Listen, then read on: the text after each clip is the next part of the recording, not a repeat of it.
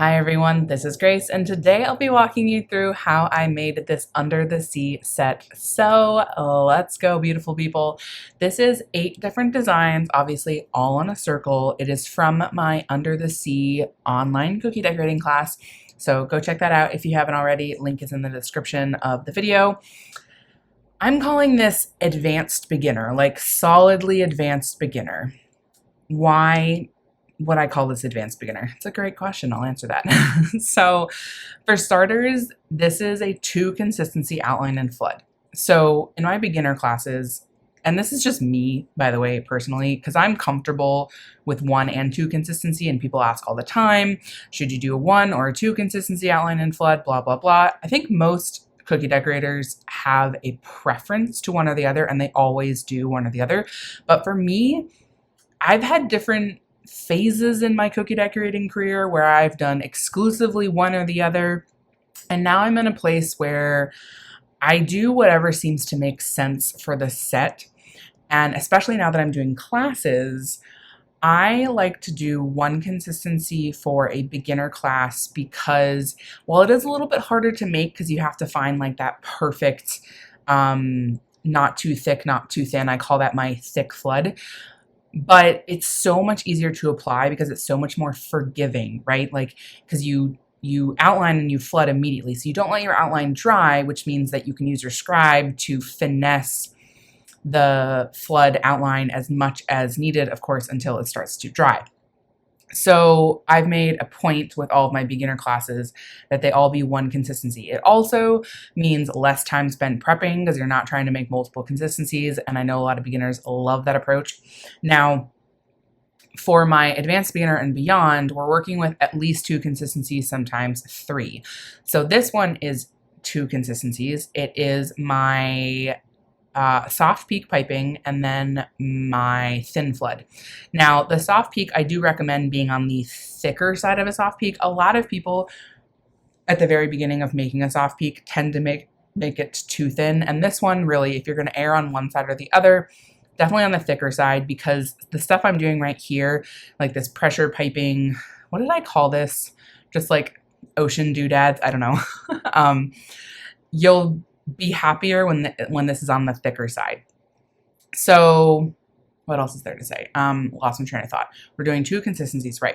So 2 consistency outline and flood gives you more control, more variety, more ability for wet on wet designs, more texture, dimension, all that good stuff can be achieved with more consistencies.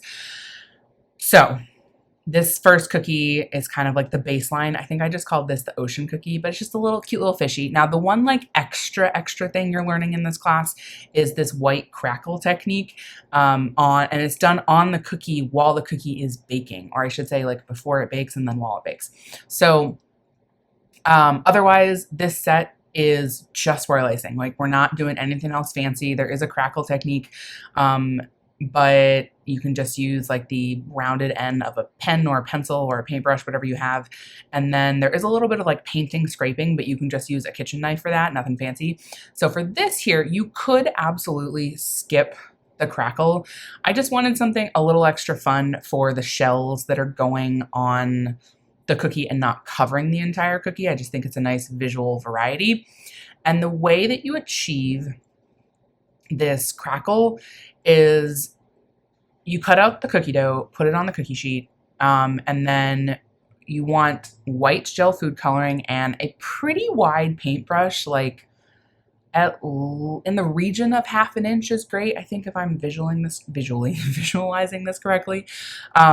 It's just because it dries kind of quickly and you want to be able to like work with it pretty fast. So these are 3-inch circles. Now, this is not a foolproof technique, I will tell you that. People, and sometimes even when I do this, like it doesn't crackle as nicely as I would like it to crackle.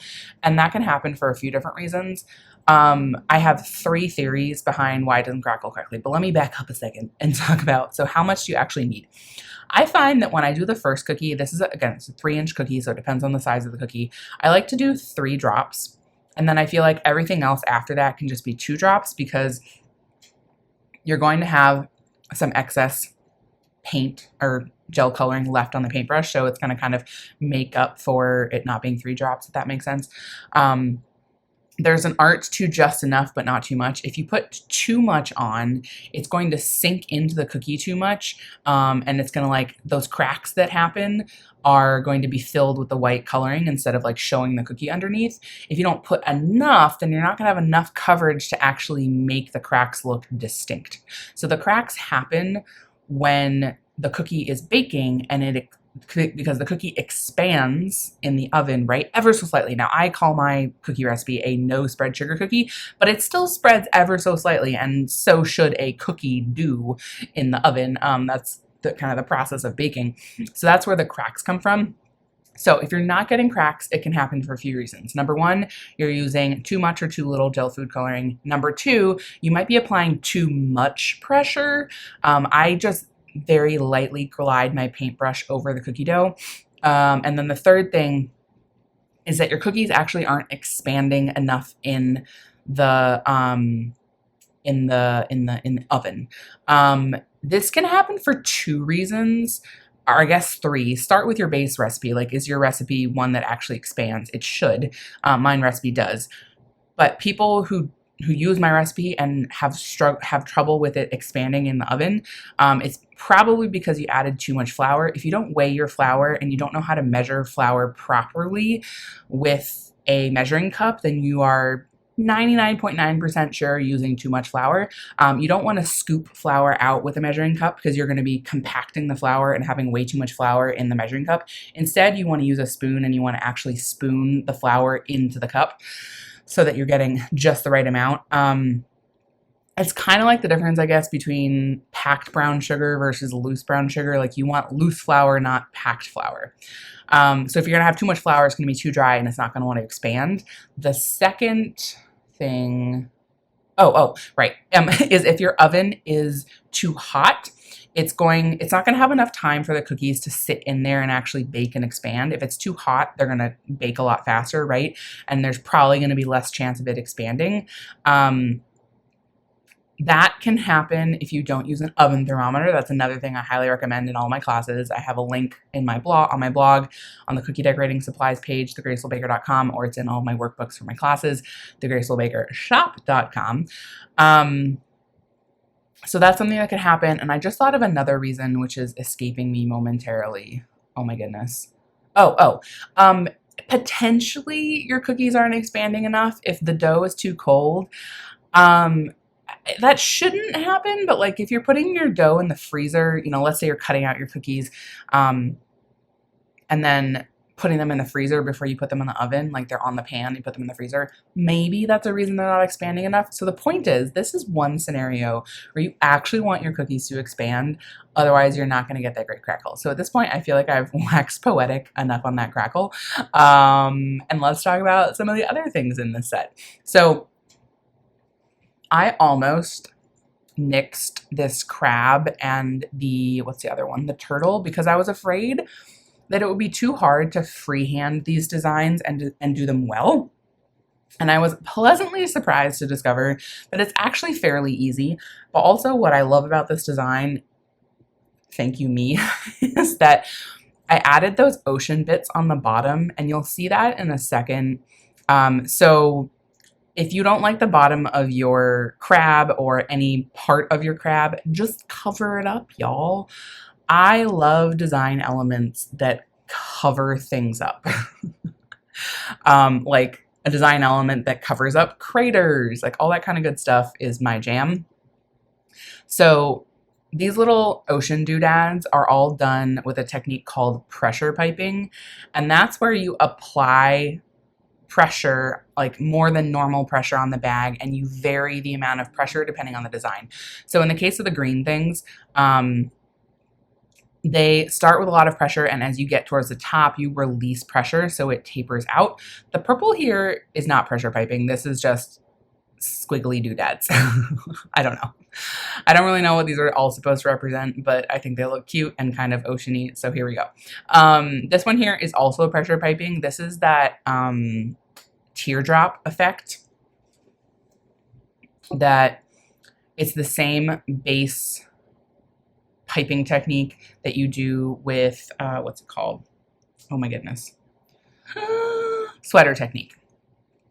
I'll probably talk a little bit more about that later, or maybe I should talk, you know what? I'm just going to talk about it now. Okay, so to get that teardrop effect, you're going to essentially pipe a dot, and then you're going to pull away from the dot, and simultaneously as you're pulling away from the dot, you're going to be pulling towards the cookie for that taper down, and you're going to release pressure for the tapered visual, okay? So there's less icing, it's being pulled towards the cookie, and that's what goes from a dot to a teardrop.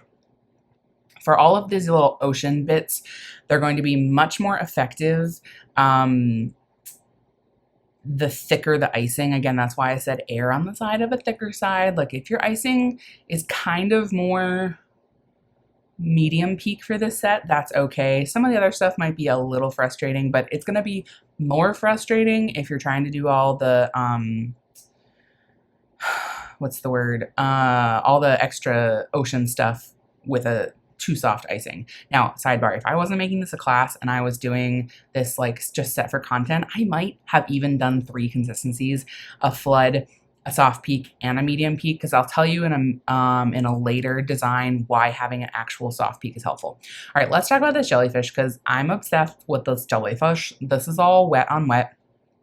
The key here, just do a bunch of squiggles. Don't put them too close together. Like you can have some overlap. You don't want to look too crowded because you're going to have a second layer on top of this, and you want to make sure that the squiggles go high enough. You're ultimately going to cover the top of the squiggles anyway, so I mean they don't have to go all the way up, but do them high enough so that when you add this part, it covers the top. So this here is a new technique to prevent craters. I will say that, I don't know, am I doing it wrong? Because it doesn't always work for me, and I'm pretty sure that this guy's still cratered, so here we are. I do think that this technique works better on drier icing. I don't think that my icing base was terribly dry with this. Another common way to prevent craters is the squiggle technique. Add a squiggle of piping consistency. I see people doing the holes and the squiggles, so have fun. I don't know. I just do my best, and like things still crater, and that's just, I don't know. I feel like that's just the cookie life. Maybe one day I'll get better at it. I'll find the foolproof method, but for now, like, it's good enough. I just like all the little wet on wet details here. You could really use kind of any color combination you like, but I chose the teal for the jellyfish because the teal is the watercolor in this set. Oh, that's 2 words, watercolor, not water. Anyway, so to me, it was kind of like, oh, it's like the color of water, you know, because jellyfish are clear. But I wanted to do a white base to help it pop. And then the finishing touch to this is adding the squiggles on top, which I think is a really cool effect. Again, I think this is better done less crowded. I might have even made this one a little too crowded because you want to see this, be able to see the space between all of the design elements. But he's simple, he's cute. Definitely one of my favorites from this set. Yeah, I added a few too many squiggles because then you can't really see what's underneath, but oh well, to each their own. All right, jellyfish done. You can see that it did crater a bit. Oh well, c'est la vie. What are we up to next? I'm gonna guess that this is the Toitle, and by Toitle I mean turtle. Okay, you can see here, look, Borderlands Bakery has new bags. She got them a long time ago. Took me forever to go through my old bags. I have been a Borderlands Bakery tipless bags girly for years. I'm also just, you know, friends with and love Lisa. She's a great person and a great business owner. Her bags are by far the best. They are like the thickest plastic you can use with a tipless piping bag and still have it be truly tipless. There are other bags on the market that have thinner plastic that some people prefer much more for like detail work, which is fine. I've just had less success with those. Like they tend to pop more tipless bags can pop on the seam or even not the seam. Like if you start to see stretch marks on a bag, it's because it's gonna pop. Okay. I was just having fun with this because I wanted there to be like a slightly different base than the fishy at the beginning. So I just did this white swirl and then I just had fun with it. I first did this kind of concept with a horoscope cookie. It was or not horoscope, constellation cookie for a different set I did years ago. So that was like a galaxy look, and this one, I don't know, swirly ocean effect, whatever. The nice thing about this is that it's just supposed to be messy, so it really does not matter how exactly you do it, okay? Either way, she's gorgeous. All right. What do we have next? Oh, right, the turtle, duh. Okay, this turtle can be small, big. I'd call this one on the smaller side. Totally fine.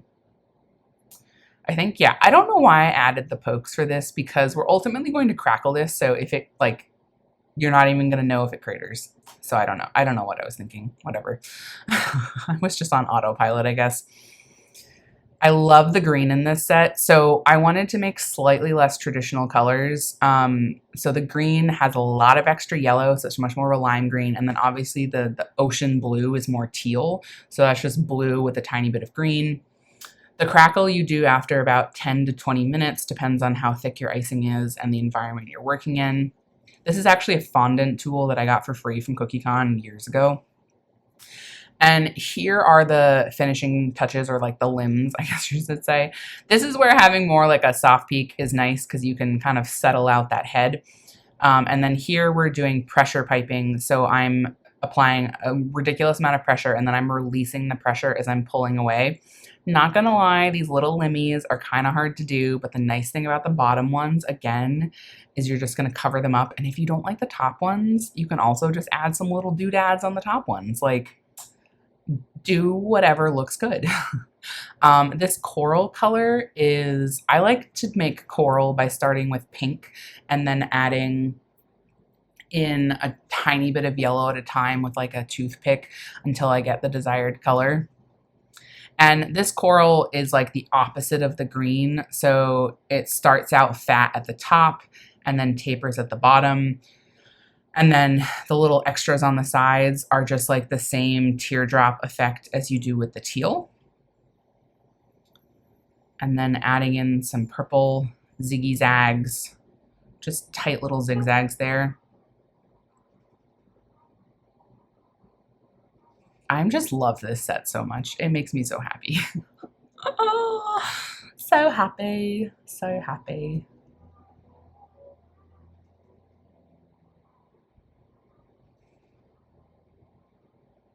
And that's it. Oh, it looks like that's the exact same cookie that I decorated in that in that picture, in that video. I always pick the best cookie at the end to actually photograph.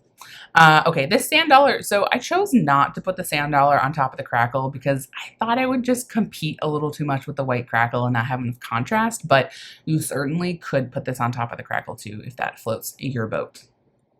So I actually first did this exact same execution of a sand dollar in a set also years ago, I think in 2020.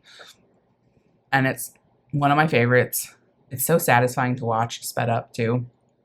The difference though, which is a little less satisfying to wash, I think, flooded, is that I do add squiggles in to help prevent craters on this cutie patootie.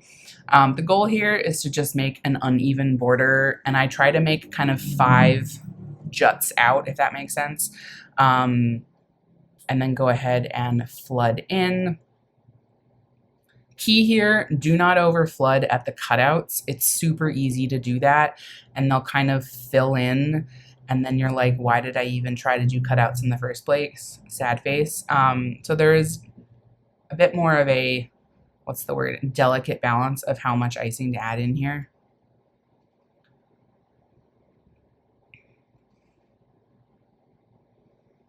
And just flooding away. I do add, by the way, a little bit of white gel food coloring to my white icing just to help it pop better.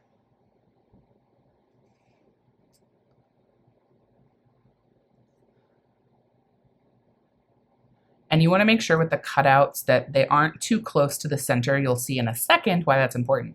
So this detail work is going to be really frustrating if those cutouts are way too close to the center. So that's just something to keep in mind.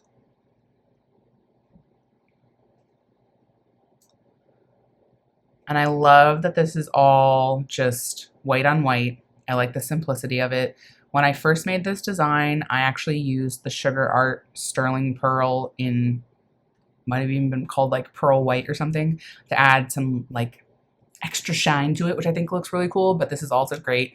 Just simplified, easy. Love that no two is going to look exactly the same, and that's okay. That's the point.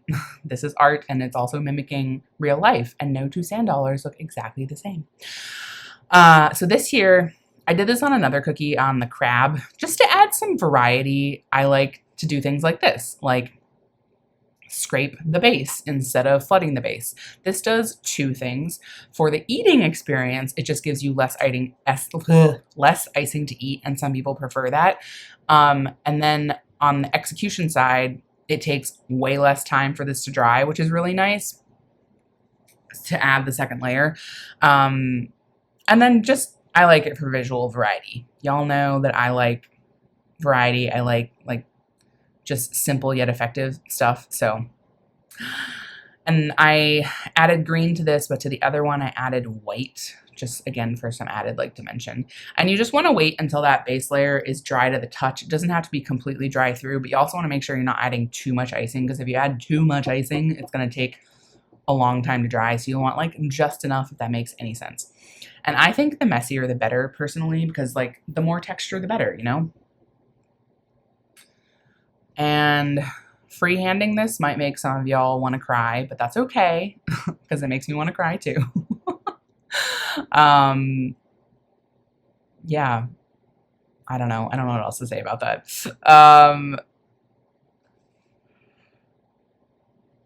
Other than the fact that this mermaid tail makes me happy. So I really did consider doing crackle on the mermaid tail. That would be an excellent addition as well. But I already had crackle on two different things. So I was like, okay, let's add a little more variety to the set. So we're just doing a simple wet on wet for the scales.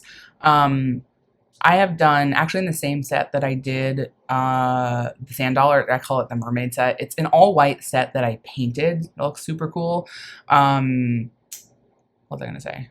Oh, in that set, and I think probably slightly more traditionally sort of to do a mermaid tail, is you do pressure piping. But for that, you really need a medium peak.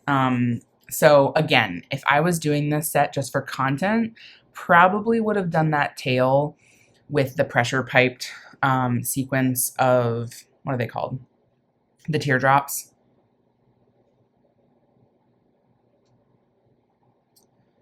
And you do want to let that first section crust over for 10 to 15 minutes. Let the second section also crust over for 10 to 15 minutes. Because they're close enough that you want to make sure you're not having them melt into each other. And then I would give this second one like at least 20 to 30 minutes to dry. And then you add just this simple little piping detail on top. I don't know why, but my left fin was always smaller than my right, probably because of the angle I was piping it at, I don't know. So you'll see here that I don't add that middle line through it just because there wasn't enough space. And then just for funsies, instead of doing wet on wet air bubbles, we're adding 3D air bubbles. And this is one of those moments where if you have, you know, more of a true soft peak, you're going to be grateful for that. I don't have the patience to settle my dots, but if they're on the thicker side, you may want to settle each dot with a scribe. So there's the mermaid tail. And last but not least, we have the sand dollar. I was nervous about freehanding this one, not gonna lie. But the goal here is you just want to have 5 arms, and you can see I'm making them. I don't know what that shape is. I don't know how to describe that shape. Actually, it's really similar to the fin shape, sort of the mermaid tail that we just did. If you want to, you could like mark off each corner intersection and like where you want each section to end at the tip, but I don't know. I don't have the patience for that. I just fly by the seat of my pants sometimes. Yeah, okay. I added the squiggles again to help prevent craters. Did they fully do their job? I don't think so, but that's okay. We still love them.